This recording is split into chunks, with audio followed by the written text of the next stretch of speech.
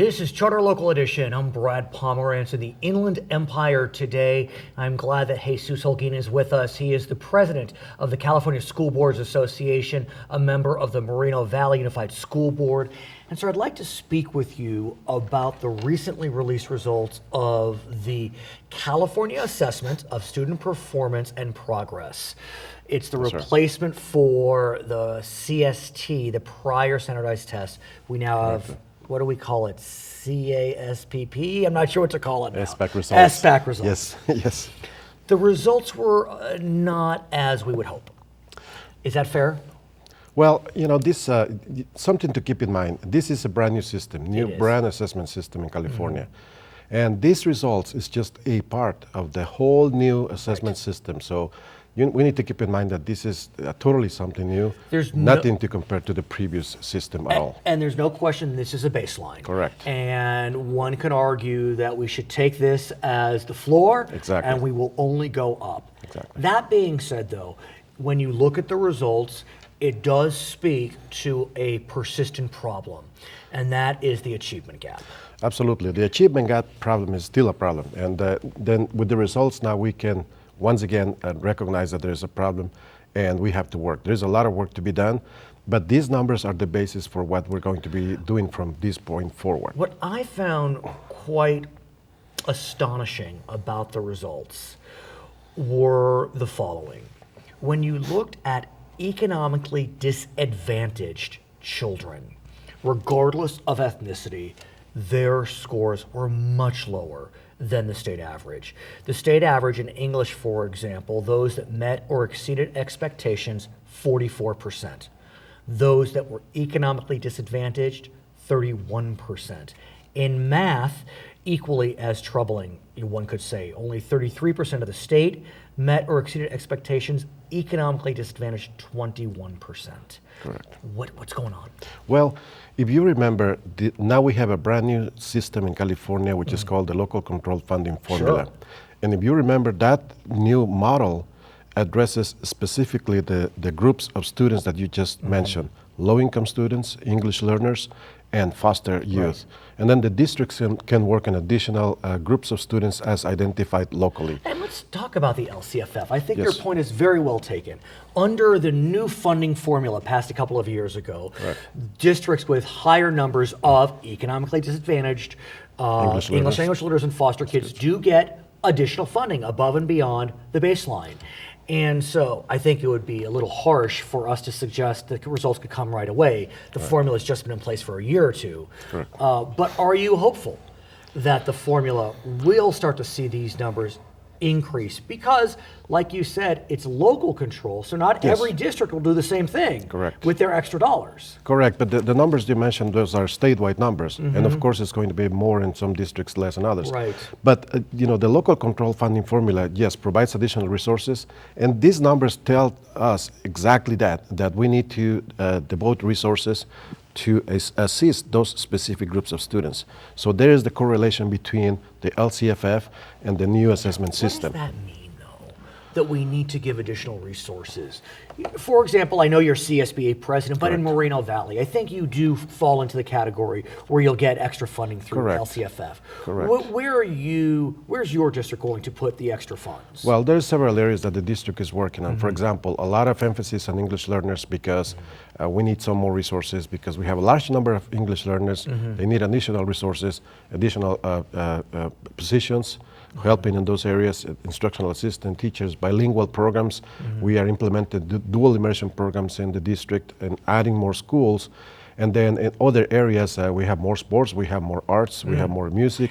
And the reason why you're spending that money that way is because of the LCAPs, where you had folks, stakeholders tell you through the local control accountability plans, that's where they want the money spent? Exactly. The LCAP was designed with a lot of input from the community. The superintendent, cabinet, and the entire administrative team did an excellent job going out to the community, trying to reach out to as many parents and community members, organizations, and different groups, and reaching out to them for their input. We had several sessions where people could come, forums, and even a conference call with a lot of people in the community from the superintendent. so that we could get as much input as possible. Then with all that input, everything was put into the LCAP. That's the plan for the next few years.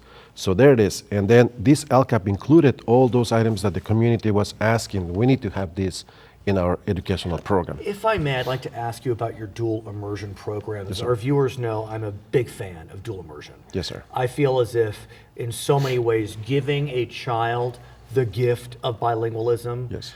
is such a remarkable item to pass on as they become adults. Absolutely. Yes. Are Moreno Valley residents seeing it that same way? Are your dual language immersion programs impacted, which could be a good thing, means people want absolutely, absolutely. The dual immersion program is now in place in the school district and a few schools, but it's going to be expanded because we have a large number of students and families in line to get into these programs.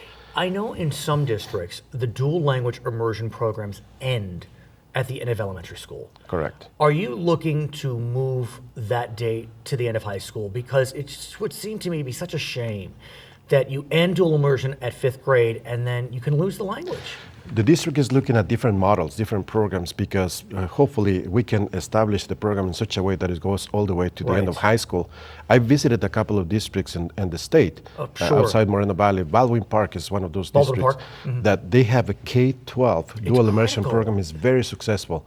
So the team from Moreno Valley is about to go and visit that district over there to learn about the program and see how we can establish it past the elementary into the high school What years. languages are you offering? Right now we have Spanish, of course, and the district is looking into Mandarin as a second language. Tell me about that. But it's amazing that in the past we wanted to establish a dual immersion program with Spanish because that's the majority of it's California.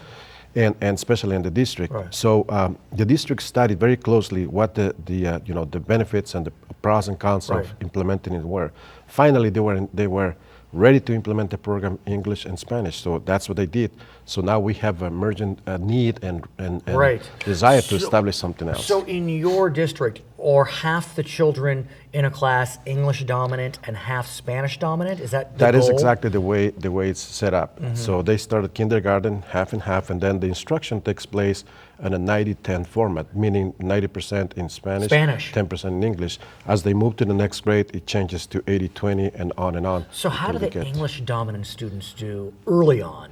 Well, it's amazing how children at that age are able to learn very easily. So you can see both sides of the classroom, moving from one language to the other, and the English speaking students are learning the Spanish. And how does Common Core play into dual immersion?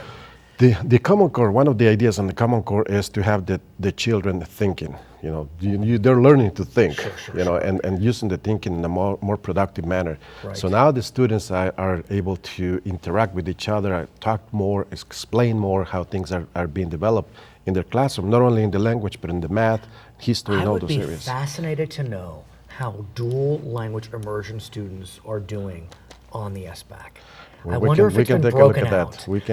Because that really, I think, would be quite telling. I've heard countless studies that bilingualism is of general benefit for students. Absolutely. And I just wrote an article for the CSBA magazine where I talk about bilingualism. We for a long time we talk about English learners and the need to learn English. Just because we are here, we need to learn English. Yeah, that's fine. But my point is that we need to motivate the students to be bilingual. Don't lose your Spanish or lose your Mandarin or Korean. Exactly. It's a second language. A second language or a third language. Some students speak 2 or 3 languages. There's another piece that I'd like to comment to you very briefly. This new assessment system is looking at not just helping the students now where they are, but looking at what they're going to be after high school.